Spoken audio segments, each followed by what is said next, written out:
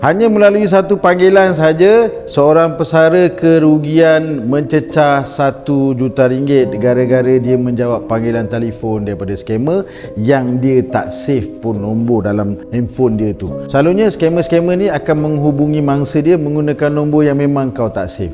Assalamualaikum dan salam sejahtera seluruh rakyat Malaysia. Macam mana saya ni tuan, kalau boleh saya tak nak diganggu oleh panggilan-panggilan scammer ataupun panggilan-panggilan spam. Nanti dalam video lain saya share apa itu spam, macam mana dia jadi spam. Untuk anda semua, ada salah satu cara untuk anda kurang atau elakkan daripada anda stres bila mendapat panggilan daripada scammer. Anda confused, ini panggilan ni aku nak jawab ke tak nak, nampak macam nak, nampak macam tak nak. Saya nak ajar kepada anda salah satu cara untuk anda mengelakkan daripada tertekan dengan bunyi ringing telefon anda yang kerap kali berbunyi-bunyi ataupun anda terjawab mana-mana panggilan telefon tak sepatutnya anda jawab. Saya akan ajar secara asas untuk dua jenis phone yang biasa orang pakai, iaitu yang menggunakan enjin Android ataupun yang menggunakan mata phone. Mata phone kau tahu kan handphone apa, kau translate je lah mata tu dalam bahasa Inggeris, dapatlah jawapan dia. Okey, untuk pengguna mata phone, pertama sekali kau pergi dekat handphone kau tu, kau tekan kepada button setting. Kemudian anda tekan button phone yang warna hijau tu, logo warna hijau. Ada setengah phone daripada setting kau tak akan jumpa button phone tu. Kau kena pergi kepada button apps terlebih dahulu. Tekan button apps tu, nanti akan jumpa button phone. Okey, selepas tekan button phone, anda akan terjumpa satu perkataan silent unknown callers. Kau switch on button tu, jadikan dia on.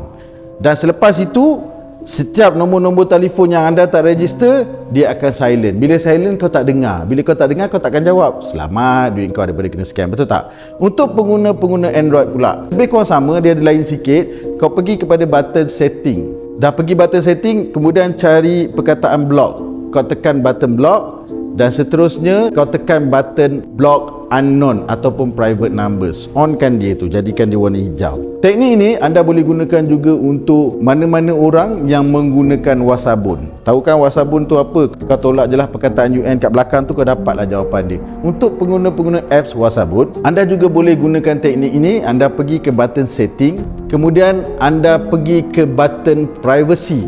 Selepas tu anda tekan button calls dan kemudian anda tekan button silent unknown callers. Ini merupakan salah satu teknik atau cara nak mengurangkan kadar gangguan bunyi call-call yang masuk. Kau kan memang pantang, kau dengar bunyi je kau memang gatal tangan nak jawab kan. Dah memang perangai macam tu, nak buat macam mana kan. So kita tutup bunyi dia untuk mana-mana yang kau tak save dalam ni. Dan teknik ini boleh digunakan oleh semua orang kecuali kepada mereka-mereka yang jenis lambat bayar hutang atau tak nak bayar hutang. Sebab kalau kau dah lem sangat nak bayar hutang, kau buat-buat tak tahu nak bayar hutang, memang pihak yang bagi hutang tu akan call kau banyak kali. So kau jangan bagi alasan, ni bank call aku ni scam ni. Tak, dia bukan scam. Dia memang nak cari kau untuk suruh bayar hutang. So, jika kau tahu memang kau ada hutang dengan bank tu, kau ambil tahu, tanya bank tu. Bank, saya nak tanya, agak-agak kalau saya lambat bayar, bank akan call saya guna nombor apa? Dia kata ada banyak. Kalau ada banyak, kau pun tak tahu, senang cerita, lepas ni kau tengok time yang patut kau bayar hutang kau bayar. Kalau kau tak bayar hutang kau, memang orang akan call kau cari kau. Apa lagi cara dia nak buat? Nak datang rumah kan, kena halau pula. Kau pula komplain, kata dia ganggu kat rumah. So apa cara yang dia ada? Of course dia akan call kau banyak kali. So gunakan teknik ini untuk mereka-mereka yang memang bertanggungjawab. Masalah hutang tak ada, kau bagi pada mak bapak kau kat kampung tu. Sebab mak bapak kau kat kampung tu dia tak tahu guna handphone. Dia bukan jenis orang yang belajar tentang digital.